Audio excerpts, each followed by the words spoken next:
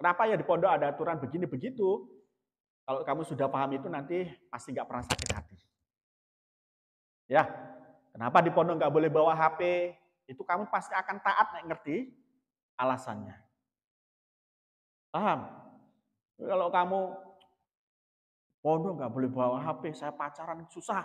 Nah, repot nih. Ya, justru di pondok nggak boleh pacaran. Ya, kenapa nggak boleh pacaran? Orang kalau sudah pacaran, konsentrasi kepada pelajaran itu tidak mungkin. Pasti dia pikirkan yang lain-lain yang tidak berfaedah pada dirinya pada saat belajar. Itu kenapa nggak boleh pacaran? Nah, kemarin saya katakan, kenapa nggak boleh pakai cincin emas, pakai kalung emas di pondok? Satu, kamu nanti nggak bisa jadi orang yang tawadu. Nah, kalau sudah nggak pakai emas semua kan kita sama. Nah, tawadu itu apa? Rendah diri, nggak sombong gitu loh. Tapi kalau sudah pakai emas, ya saya pakai emas.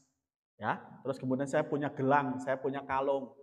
Ya, nggak jauh beda dengan emak-emak yang pamer emas nanti. Ya itu apa itu nggak pakai cincin, nggak pakai apa. Itu di sini dipikir kenapa nggak boleh. Biar kamu manut-manut. Paham? Ya, semuanya itu sudah dipertimbangkan oleh pondok pesantren. Untuk apa kamu fokus kepada pelajaranmu? Karena apa? Kita punya kaidah al-istishal bihari maksud i'radun anil maksud. Kita itu punya kaidah disibukkan terhadap sesuatu yang bukan tujuan akan memalingkan kita dari tujuan. Di pondok kita tujuannya apa? Belajar agama. Kalau kita disibukkan dengan selain belajar agama, maka kita akan berpaling dari tujuan. Yang asalnya ke Surabaya, kita bisa belok ke Jakarta. Akhirnya nggak sampai ke Surabaya. Yang asalnya harus pinter belajar agama, karena pacaran, konsentrasinya pacaran. Nggak sampai, nggak dapat tujuannya. Apa? Pinter agama nggak dapat. Makanya manut. Biar jadi manut itu, mikirkan kebaikan-kebaikan dibalik daripada aturan-aturan yang diatur oleh pondok pesantren. Saya dulu begitu. Jadi saya cerita sama kamu, pondok Muhibin itu kenapa kok santri-santrinya itu tidak pernah benci kepada kiainya. Karena ketika diatur dan mengikuti aturan yang berlaku, itu selalu berpikir positif kepada aturan itu. Oh, kenapa kami kok diatur begini? Oh, ternyata begini. Pondok Muhibin itu nggak boleh pergi-pergi kayak kamu itu. Tapi ya berpikir positif. Bahkan saya pernah cerita sama kamu, ada orang Surabaya bawa kasur, bawa lemari gede, mondok baru pertama kali mondok itu. Setelah didaftarkan, orang tuanya belanja di Pasar Legi, Pasar Jombang. Balik ke pondok, bawa truk, bawa apa? Kasur, bawa apa? Lemari. Ya diusir langsung sama kiai. Sebab apa? Di pondok itu jangan enak. Biar merasakan yang nggak enak-enak. Nggak usah kasuran nek turu. Pakaiannya ya nggak boleh banyak-banyak dibawa ke pondok. Hanya cukup diletakkan di kerdus, kitabnya diletakkan di lemari yang cuman berapa kali berapa, nggak sampai 1 meter kali ini segini nih. Kitabnya itu apa? Lemarinya segitu. Nah, kamu kan mau gede-gede. Nah, dibuat sengsara. Biar kenapa? Biar mereka bisa jaga hati, tidak sombong, selalu merasa rendah hati, selalu merasa tidak punya. Nah itu nanti kalau pulang jadi orang kaya pun, meskipun mereka punya apa-apa, mereka tidak merasa punya apa-apa. Meskipun mereka bisa apa-apa, mereka tidak merasa bisa apa-apa. Karena yang semuanya itu Allah semua. Yang memiliki dan memisahkan itu Allah semua. Yang disebut nanti punya sifat apa? Sifat apa? Wirai. Sifat wirai. Atau juhud ya. Itu gitu. Jadi kena apa? Kena apa? Nah, biar kamu nggak pernah sakit hati dengan kiaimu. Makanya saya sering ngomong, dulu saya dimarah-marah di pondok, bahkan saya sowan dibanting pintu beliau itu kan, saya nggak pernah sakit hati, karena saya ngerti posisi saya kenapa gitu, kenapa beliau begitu. Itu karena saya apa? Bawa HP, kan gitu kan. HP dilarang di pondok. Kenapa dilarang? Ya tadi sebabnya banyak sekali. Selain nanti nggak konsentrasi di pelajaran, ya kan? Karena main-main HP terus, nanti juga bisa pacaran. Selain pacaran dan main-main terus, nanti uang yang seharusnya dibayarkan untuk SPP nggak dibayarkan karena beli pulsa. Aku mikirnya kayak ngono, jadi nggak pernah sakit hati. Malah senang nggak diseneni kiai. Karena masih merasa kalau diseneni kiai, kalau dimarah yai itu merasa bahwa saya masih diperhatikan oleh yai.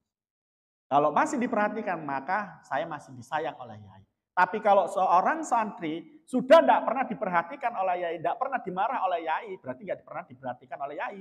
Itu berarti kiai masih nggak sayang. Nah nggak sayang, kita balikkan lagi. Ridonggoh biridul waliden, wasuhtu wa bisuhtil waliden. Ketakutan saya di situ. Kalau kiai kita sudah tidak sayang lagi pada kita, berarti di situ Allah juga nggak sayang kepada kita.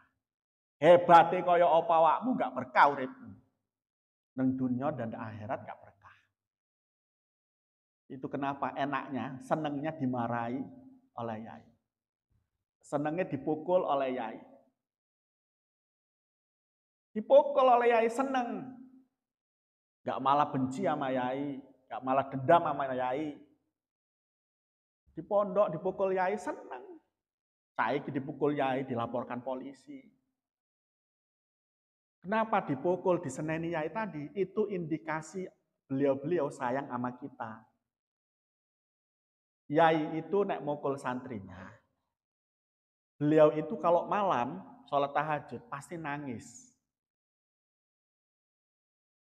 Ya Allah, santriku sing tak pukul tadi kok bandel banget. Jadikan dia anak yang tidak bandel. Jadikan anak yang sukses. Jadikan anak yang hebat. Jadikan anak yang punya mental yang seperti Nabi, seperti para ulama. Nangis ngedoa itu. Makanya senang kami kalau dipukul yai. Nah, kamu lihat kayak Sukron Makmun kalau nggak salah. Ya, yang sukanya mukul banser. Iku duduk benci karo banser. Itu cinta kepada banser. Kiai-kiai sholat ke beliau, itu dipukul, dikeplaki ini. Iku duduk benci. Itu bentuk sayangnya beliau kepada beliau-beliau. Tapi sayangnya bagi orang-orang yang goblok dan tidak mengenal. Itu digoreng-goreng. Kan gitu kan. Itu jadi ada ekspresi semacam itu. Long guru saya itu ada yang modelnya nek sayang itu. Ketika kami masih jalan ketemu beliau dan kemudian menunduk, itu disodok kok, Mbak. Beliau bawa pulpen itu disodok gini kok burungnya itu. Nah, itu apa benci? Enggak. Itu apa pelecehan? Enggak. Guyon itu. Artinya beliau itu plong hatinya dengan kita. Fair. Saya cerita dulu ketika masih mualimin. Namanya kayak Sultan. Itu juga sama. Ketika saya baca kitab, salah itu beliau bawa penggarisnya disodok-sodok gini. Burungnya yang digitu-gitukan. Jadi sekelas ketawa semua. Gak ada yang tegang. Ngono ya nggak pernah sakit hati karena guyon. Itu bentuk plongnya kiai kepada kami. Ridohnya itu kok terlihat dari situ. Tapi tidak kiai wes nengoknya kitab aja gini ngajar. Itu kamu justru bingung. Kiai lagi marah apa ya sama kita? Tapi kalau di pondok itu, kalau saya diajar oleh yai atau di sekolah, karena sekolah saya itu sekolah mualimin mualimat itu yang ngajar kiai-kiai semua. Nah, diajar di sana, kok yai nggak pernah menatap wajah saya, itu saya paling sedih. Karena kayak mungkin yai itu nggak enak hati dengan saya. Kalau yai sudah nggak enak hati dengan saya, berarti yai nggak suka dengan saya. Man ta'ada syaihuhu ukiba bisalah sati baliyatin. Saya takut itu. Kalau sudah sakit hatinya yai kepada kita dengan tidak melihatnya beliau, indikasinya kan gitu kan. Maka ketakutan saya adalah diadab dengan 3 perkara. Wedi aku mbiyen niku gak didelok ae wis ngrasa aduh yai iki. Nek kamu kok malah justru pinginnya di belakang, duduknya di belakang. Kamu nggak dikenal yai nanti, nggak dikenal gurumu nanti. Kalau nggak dikenal gurumu, jangankan beliau itu mendoakan kamu. Wong beliau nggak kenal. Harus dikenal guru.